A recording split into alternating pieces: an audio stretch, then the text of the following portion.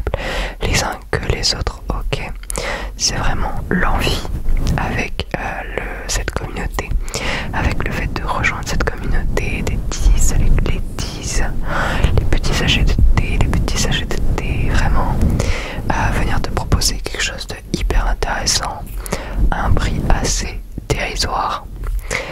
En tout cas, merci, parce que c'est grâce à vous que maintenant je peux potentiellement avoir quelques centimes de mes vidéos. C'est plutôt cool. Ok, on va commencer sur la partie 2 de la lecture. 50% jeu chaud, 50% inaudible de mon mémoire. On l'avait commencé il y a 2 ou 3 semaines et donc je vais continuer cette lecture aujourd'hui. Pour toi, on avait lu l'abstract et on avait lu l'introduction la dernière fois. Donc je vais te faire du chuchot, de l'inaudible et à nouveau du chuchotement. On va essayer de faire 50-50 et on verra bien si j'y arrive ou non. Donc on a lu l'introduction, l'intro, et on va lire Imprimerie clandestine, ok?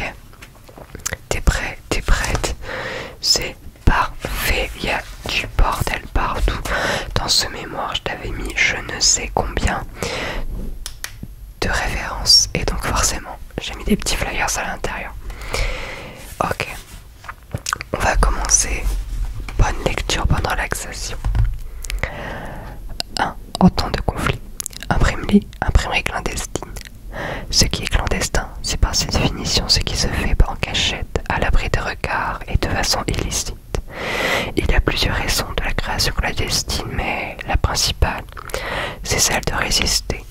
Pour expliquer l'importance de l'imprimerie clandestine, il est essentiel de se remémorer des passages de l'histoire.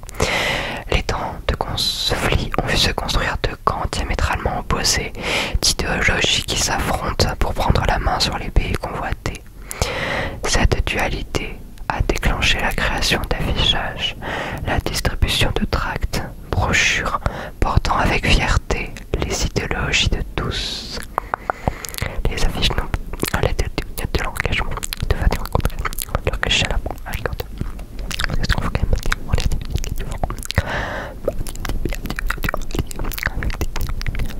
afin de venir concevoir des tracts journaux indépendants, mettant en valeur leurs propres idées et convictions.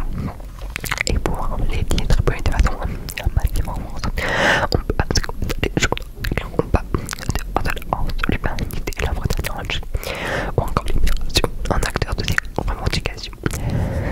C'est hyper compliqué de faire du inaudible.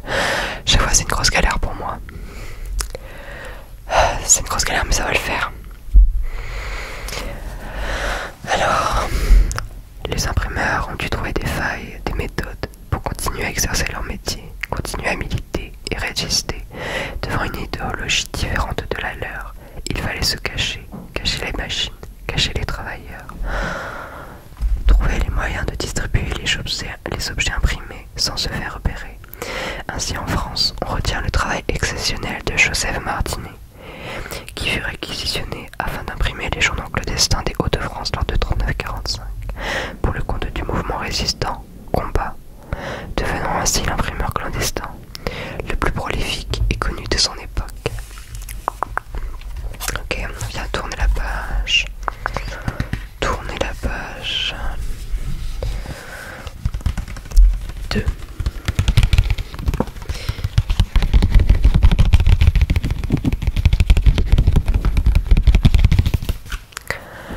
Mais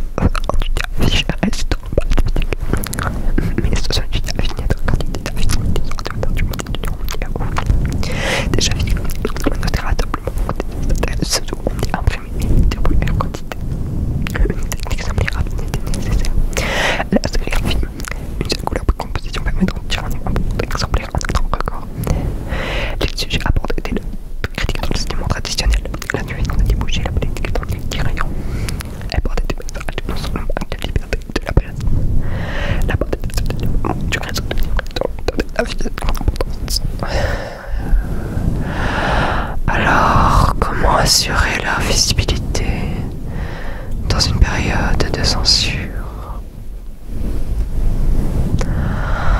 L'imprimerie a toujours eu un rôle extrêmement important dans le partage d'idées, d'informations à la population.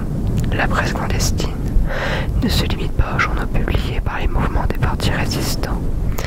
Il y a eu aussi une quantité de tracts spontanés ou indépendants tels que France Libre, Français. Ces tracts étaient imprimés de façon clandestine dans des imprimeries lambda, imprimeries qui ont permis une impression en plus grande quantité et donc une distribution plus vaste. La presse clandestine ne se limite pas aux journaux, tracts en imprimerie, mais s'annonce aussi sous forme de magazines imprimés, maison. Les moments de guerre et de temps moins importants en France des tracts de plus moins importance. Cependant, le partage d'idées de création est resté, lui regrettant les autorités citoyens. Une nouvelle forme d'impression ainsi vu le jour, celle des magazines de fans qui permettent toujours cet échange d'idées de conviction entre particuliers. Ok, donc là je vous ai lu la première partie du mémoire. Je vais peut-être vous lire parce que les fanzines c'est super long. Ça prend les 3/4 de mon mémoire, le sujet des fanzines. Qu'est-ce que je fais? Est-ce que je vous le lis? Est-ce que je ne vous le lis pas? Telle est la question. Je pense qu'on va commencer à le lire en chuchotement. Ok, donc là, on est là. On est en train de lire les fanzines, d'accord? Les fanzines. Les fanzines. Les fanzines. Les fanzines. Les fanzines. Ok. Par définition de index graphique, un fanzine, contradiction de Fanatic Magazine, est une publication imprimée périodique ou non institutionnelle, indépendante, créée et réalisée par des amateurs passionnés pour d'autres passionnés.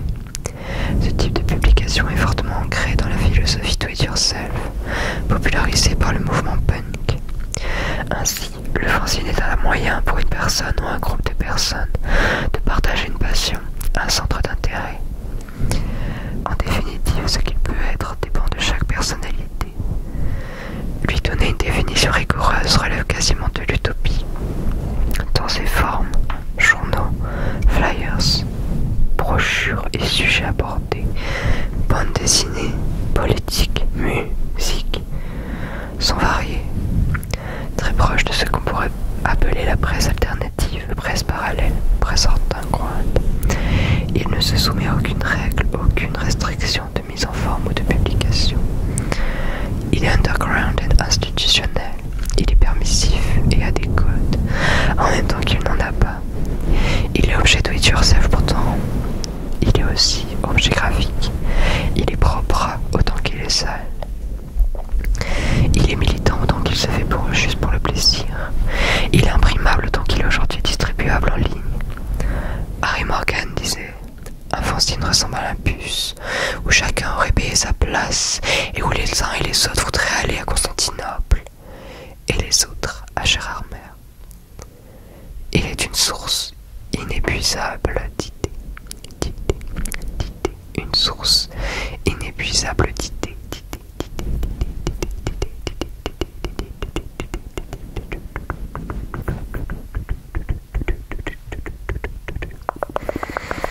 Ok. Je pense qu'on va s'arrêter là pour aujourd'hui au niveau de cette lecture. Ça y est, deuxième partie de ce fanzine. De ce mémoire sur les fanzines, sur l'imprimerie, sur l'imprimeur militant. Et oui. Alors, s'il y en a qui arrivent, c'est un mémoire que j'ai validé lors de ma dernière année d'études, qui est encore en cours d'ailleurs. Mais je l'ai validé pour ma dernière année d'études et pendant le semestre 5. Je n'ai plus que le semestre 6 à valider, un projet de mémoire, et normalement après j'ai fini. Ok, pour revenir au terme notifications sur YouTube. Vous avez plusieurs abonnements que vous pouvez prendre si cela vous intéresse. Le premier est à moins de 2 € et il vous permet d'avoir un badge. C'est-à-dire que lorsque vous serez depuis un mois dans le club, on va dire, vous aurez un badge 2 mois, 3 mois, 4 mois, etc., etc. Ça va vous mettre aussi en valeur au niveau des commentaires. Et je vais vous répondre en priorité, tout simplement. Ensuite, vous en avez un deuxième qui vous permet d'avoir d'autres spécifications, dont il me semble des vidéos personnalisées. Donc ça, c'est soit dans le deuxième, soit dans le troisième abonnement. Je les ai mis au prix les plus bas que je pouvais, de façon à ce que vous puissiez vous les procurer assez facilement. Et j'espère vraiment que cette chaîne va continuer à grandir, va continuer à s'étendre. J'espère avoir les 2300 abonnés assez rapidement, puisque j'aimerais avoir les 3000. De toute façon, c'est toujours ce truc là, toujours vouloir plus d'abonnés. Mais je vous remercie parce que quand même vous êtes quand même de plus en plus sur cette chaîne. Et ça montre vraiment que mon travail porte ses fruits. Alors je vous remercie. Je vous demanderai, si vous voulez bien, si vous ne me connaissez pas encore, de vous abonner, d'activer la cloche de notification, de laisser un commentaire et pourquoi pas de rejoindre cette chaîne du coup, de rejoindre ce club.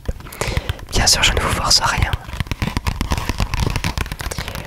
Si jamais vous ne voulez pas prendre d'abonnement, je fais des vidéos personnalisées par Vinted, c'est-à-dire que vous allez sur mon Vinted qui est en description, vous me demandez une vidéo, je vous dis si elle est réalisable ou non, et elle coûte 3 €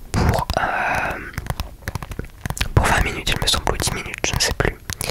Donc dérisoire, et c'est une vidéo que vous avez toujours avec vous, c'est-à-dire que elle sera sur YouTube, mais en privé, il n'y aura que vous et moi qui en aurons l'accès. Donc voilà. J'en ai fini pour les explications, j'espère que ça aura été clair. J'espère que ça vous a donné envie aussi de venir rejoindre cette communauté. Et moi je vous dis à la prochaine.